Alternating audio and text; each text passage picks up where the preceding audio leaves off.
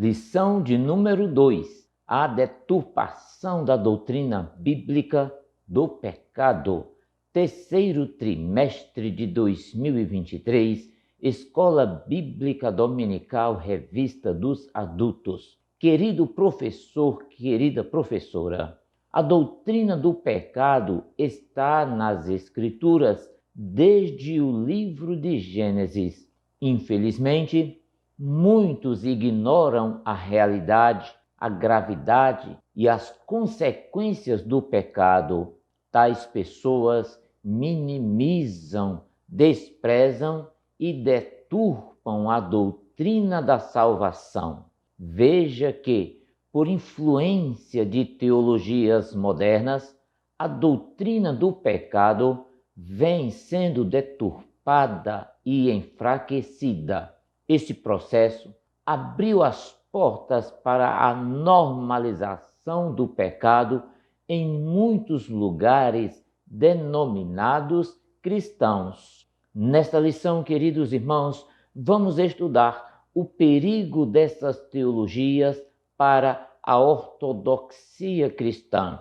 Caro professor, antes de iniciar a aula, pergunte aos alunos se eles já ouviram falar de pecado social, se eles já ouviram falar da teologia da libertação e liberalismo teológico. Ouça as respostas e, em seguida, diga que essas três expressões são consequências do processo de deturpação da doutrina bíblica do pecado e, em seguida, inicie a exposição do primeiro tópico. Muito bem, meus queridos irmãos, você está no nosso canal Teologia Simplificada com o pastor Evandro Oliveira, aqui no YouTube. E estamos aqui para darmos sequência ao nosso estudo da Escola Bíblica Dominical, terceiro trimestre de 2023, CPAD, Revista dos Adultos. E o tema que nós estamos estudando nesse trimestre é a Igreja de Cristo e o Império do Mal. Como viver neste mundo dominado pelo espírito da Babilônia? Escola Bíblica Dominical, e hoje estudaremos a lição de número 2, que tem como tema a deturpação da doutrina bíblica do pecado. E eu convido você agora, queridos irmãos, para irmos à parte introdutória da nossa lição. Lição de número 2, o tema é a deturpação da doutrina bíblica do pecado. Texto áureo diz assim: por isso, nenhuma carne será justificada diante dele pelas obras da lei, porque pela lei vem o conhecimento do pecado. Romanos capítulo 3, versículo de número 20. A verdade prática diz assim: o pecado de Adão arruinou toda a humanidade. Contudo, Jesus Cristo pode regenerar eficazmente o pecador. Vamos agora para a nossa leitura bíblica em classe. Livro de Romanos, capítulo 3, versículos 9 até o versículo de número 20. Muito bem, meus queridos irmãos, vamos para a apresentação da lição, onde nós temos os objetivos. Lembro que esses objetivos devem ser alcançados pelo professor em sala de aula. O primeiro objetivo é expor o ensino bíblico da natureza pecaminosa. Segundo objetivo, pontuar teologias modernas que derivam da deturpação da doutrina bíblica do pecado. E o terceiro ponto, mostrar as consequências da normalização do pecado. Queridos irmãos, a lição tem 3 pontos. Estudaremos todos os pontos da nossa lição com seus subtópicos. No primeiro ponto, nós vamos estudar sobre o tema, o ensino bíblico da natureza pecaminosa. Diz assim a sinopse: o pecado é a transgressão da lei de Deus. Por ele, O ser humano foi totalmente corrompido. Segundo ponto da nossa lição, nós vamos estudar sobre as teologias modernas, e diz assim a sinopse: a teologia do pecado social, da libertação e o liberalismo teológico derivam da deturpação da doutrina bíblica do pecado. Terceiro ponto, vamos estudar sobre o tema a normalização do pecado. A sinopse diz assim: quando se normaliza o pecado sobre uma crise ética e moral, bem como a dessacralização da vida. Muito bem, meus queridos irmãos, vamos ao primeiro ponto da nossa lição. Mas antes de continuar, eu quero fazer 3 pedidos a você. Pode ser. O primeiro pedido que eu faço é: se você é novo por aqui, faça a sua inscrição no nosso canal agora e eu vou dar um tempo para você fazer isso. O segundo pedido que eu faço a você é: assista o vídeo até o fim. Temos subsídios, mapas, imagens, gráficos e muito mais informações que certamente lhe auxiliarão no preparo desta tão importante aula. Muito bem, queridos irmãos, o terceiro pedido que eu quero fazer a você é: deixe aí o seu comentário, ative o sininho de notificações, porque ele é muito importante para a continuação do nosso trabalho aqui no YouTube. Ainda queremos lhe informar que as lições estão sendo agrupadas em uma playlist para facilitar a sua consulta. A você que tem acompanhado semanalmente o nosso canal Teologia Simplificada com o pastor Evandro Oliveira, aqui no YouTube, é muito bem-vindo a mais uma aula. E você que chegou aqui pela primeira vez e está conhecendo o nosso trabalho, é muito bem-vindo também. Agora sim, queridos irmãos, vamos ao primeiro ponto da nossa lição. Primeiro ponto, o ensino bíblico da natureza pecaminosa. E o tópico 1 fala sobre a definição de pecado. Queridos irmãos, podemos definir o pecado como sendo tudo aquilo que transgride a lei de Deus. A doutrina acerca do pecado é bastante exaustiva na Bíblia, tanto no Antigo Testamento quanto no Novo Testamento. Agora, queridos irmãos, é importante afirmar que a Escritura faz uso variado de termos para referir-se ao pecado. Algumas dessas expressões realçam as suas causas, a sua natureza e as suas consequências. Veja, por exemplo, no Antigo Testamento, a mais importante expressão hebraica é o conjunto de palavras representado por shatat, que possui o sentido básico de errar um alvo ou errar um caminho. No grego do Novo Testamento, o principal termo para designar o pecado é hamartia, que possui conotação de erro moral. Essa palavra aparece cerca de 300 vezes com o sentido de errar o alvo propositalmente. Muito bem, meus queridos irmãos, o segundo tópico do primeiro ponto, a universalidade do pecado. Agora que vimos algo sobre a definição de pecado, devemos voltar nossa atenção para uma das mais importantes doutrinas de todas as Escrituras, que é a universalidade do pecado.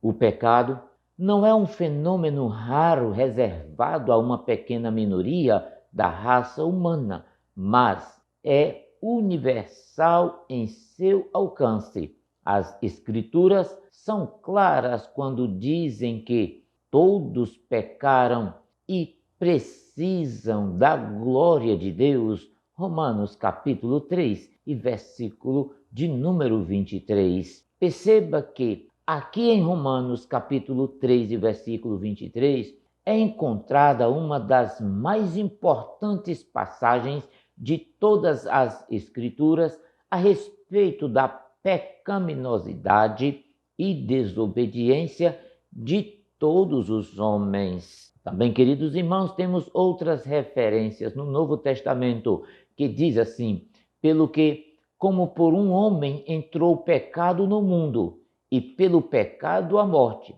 assim também a morte passou a todos os homens, por isso que todos pecaram. Romanos capítulo 5, versículo de número 12. Vale dizer também que a obra expiatória de Cristo tornou-se necessária por causa da universalidade do pecado que atingiu toda a raça humana e também por causa da gravidade do pecado, porque este corrompeu o ser humano e prejudicou sua comunhão com Deus. Também, queridos irmãos, é necessária por causa da incapacidade do homem de resolver por si mesmo esses problemas. Portanto, a universalidade, a gravidade e a incapacidade humana apontam para Cristo como único possível para fazer a expiação. Assim, fez necessária a obra expiatória de Cristo, que ele padecesse ou se sacrificasse para aniquilar o poder do pecado. Glória a Deus. Muito bem, meus queridos irmãos, vamos para o segundo ponto da nossa lição, as teologias modernas, e o primeiro tópico, teologia do pecado social. É preciso afirmar que, com o advento do iluminismo, o antropocentrismo teológico desenvolveu doutrinas em desacordo com a Bíblia Sagrada. Também é necessário afirmar que a tese do pecado social remonta aos concílios católicos em Medellín, Colômbia, 1968, e em Puebla, México, 1979.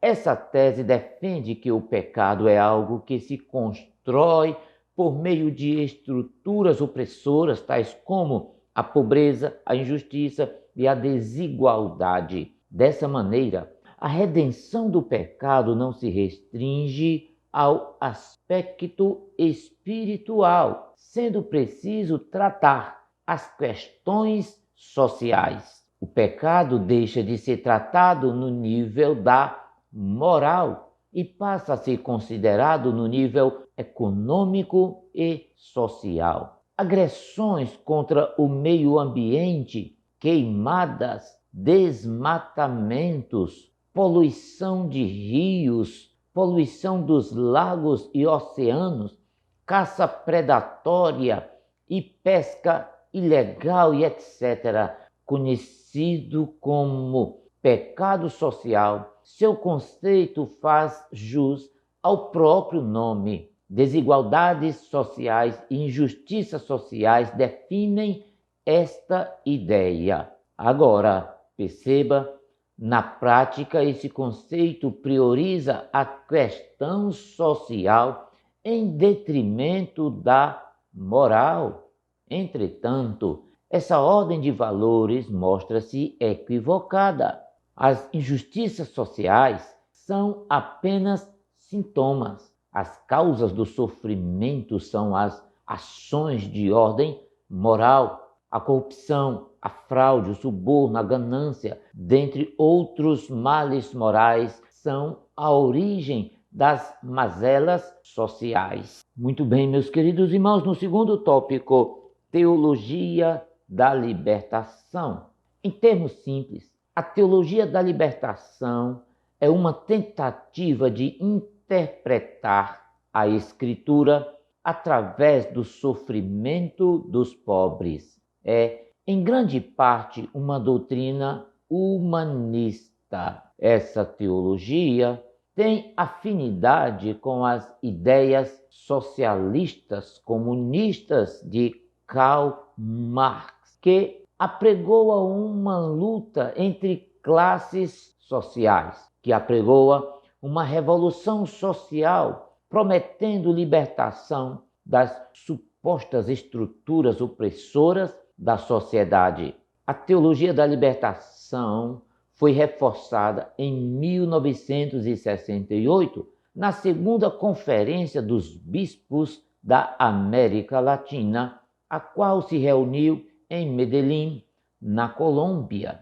Queridos irmãos, a ideia era estudar a Bíblia e lutar por justiça social nas comunidades cristãs católicas. Essa teologia, queridos irmãos, ela surge com Gustavo Gutiérrez, no Peru, e aqui no Brasil surge com Leonardo Boff. Para eles, o estudo teológico não deve estar centrado em doutrinas bíblicas para libertar o homem do pecado, mas na indignação social para libertar o homem da injustiça social, econômica e cultural. Perceba que uma de suas vertentes é a teologia da missão integral, comumente conhecida como TMI. O grande impacto dessas influências é que a fé cristã é reduzido à militância política socialista e marxista. Agora, irmãos, vale a pena dizer que o movimento foi acusado de deturpar o caminho divino e é criticado por adotar o marxismo como base ideológica. A Igreja Católica decidiu 2 documentos, a Teologia da Libertação, na década de 1980, considerando-a herética e incompatível com a doutrina católica, em vista da oposição dos tradicionalistas.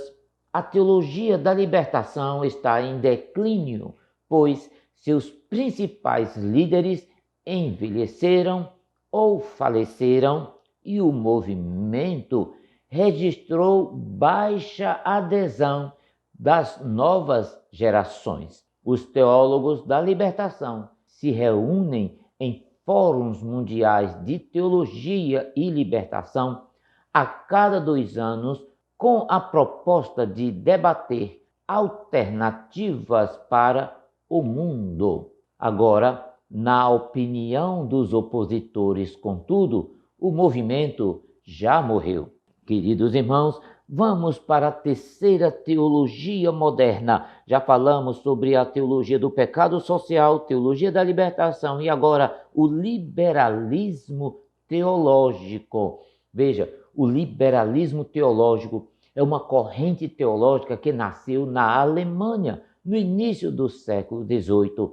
Essa corrente teológica tem como premissa principal a negação da inspiração, da suficiência e da autoridade e da inerrância das Sagradas Escrituras. Veja, a palavra liberal expressa a ênfase no direito de definir os termos da fé sem ser constrangido por nenhuma autoridade externa, seja esta autoridade a Igreja ou mesmo as Escrituras. O objetivo do liberalismo era transformar o cristianismo à luz da ciência, da filosofia, tornando o cristianismo atraente e relevante para as novas gerações. Entre outros males, o liberalismo substituiu a mensagem da salvação,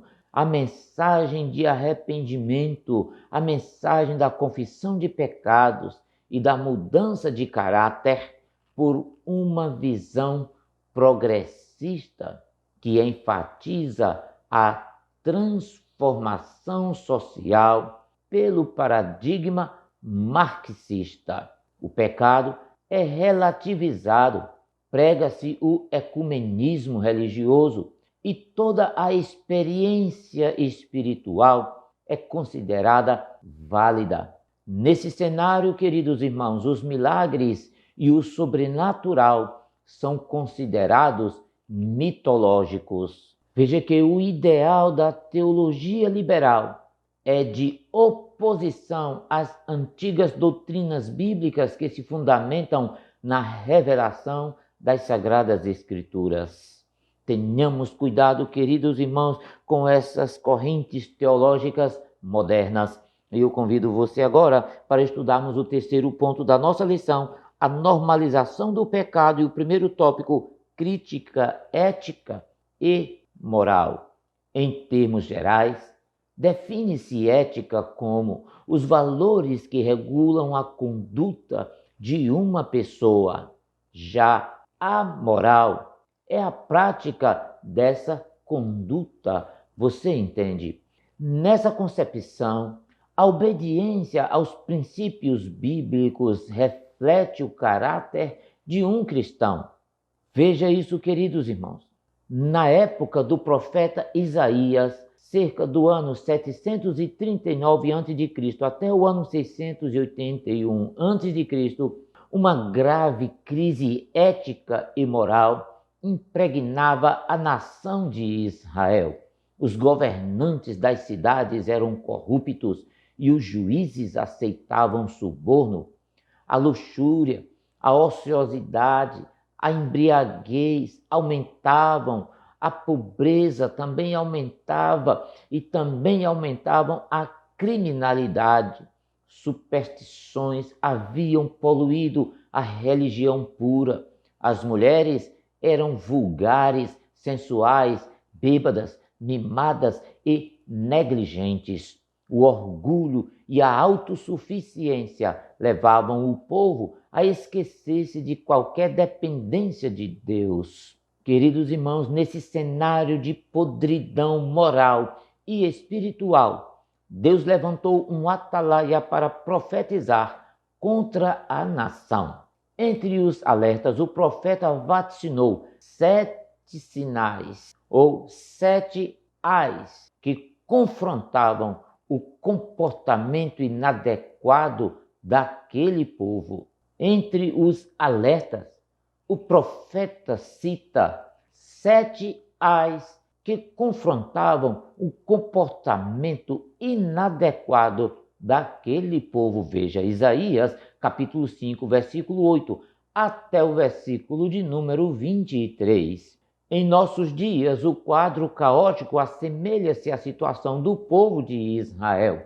A conduta reprovável e imoral dos israelitas causou a derrocada daquela nação. Veja capítulo 5, versículo 24 e 25 de Isaías. A advertência das Escrituras é que tudo que o homem semear, isso também ceifará. Assim, sem arrependimento não haverá escape para aquele que relativiza a verdade da palavra do Senhor. Queridos irmãos, o segundo tópico fala sobre imoralidade sexual. O enfraquecimento da doutrina do pecado favorece o avanço da imoralidade. Em defesa da liberdade de decisão sobre o corpo, banalizam-se o sexo pré-conjugal e o extraconjugal e normaliza-se a homoafetividade. Leia a seguinte referência, Romanos capítulo 1, versículo 26 e o versículo de número 27. Nesse aspecto, o pecado é tolerado, a família é desconstruída e a doutrina da santidade é negligenciada.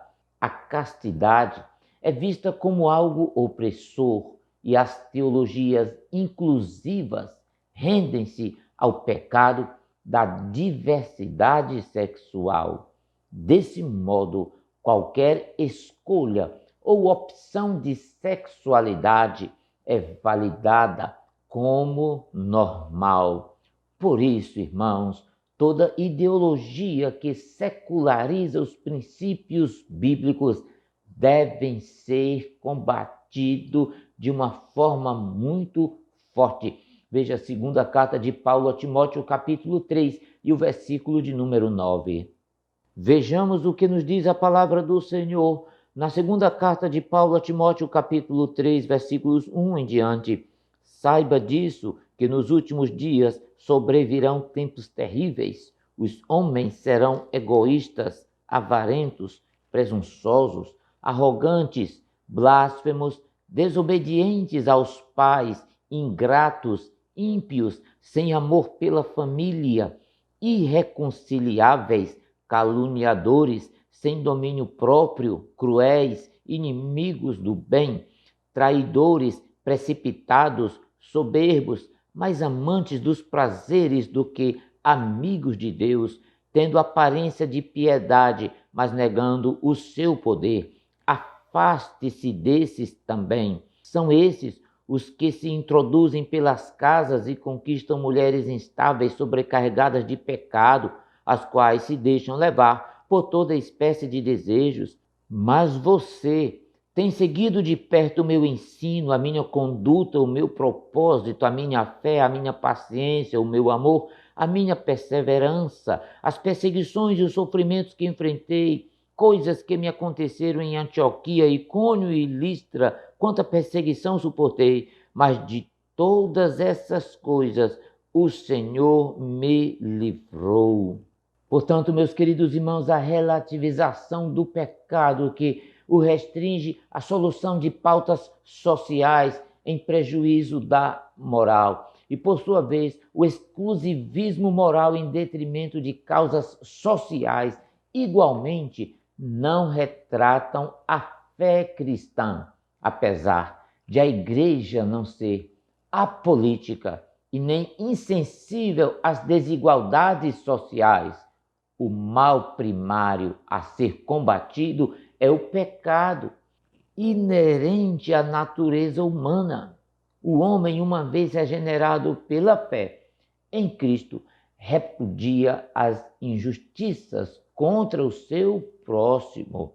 A igreja atuante é aquela que ainda milita na terra contra a carne, contra o mundo e contra o diabo e contra o pecado e a morte. Muito bem, meus queridos irmãos, estamos chegando ao fim da lição de hoje. Não esqueça de ativar o sininho de notificações. Também não esqueça de assinar o nosso canal Teologia Simplificada com o pastor Evandro Oliveira aqui no YouTube. Comente esta aula e compartilhe esse vídeo aí com outros amigos, irmãos e professores da Escola Bíblica Dominical. Muito obrigado pela sua companhia. Deus vos abençoe sempre e até a próxima semana.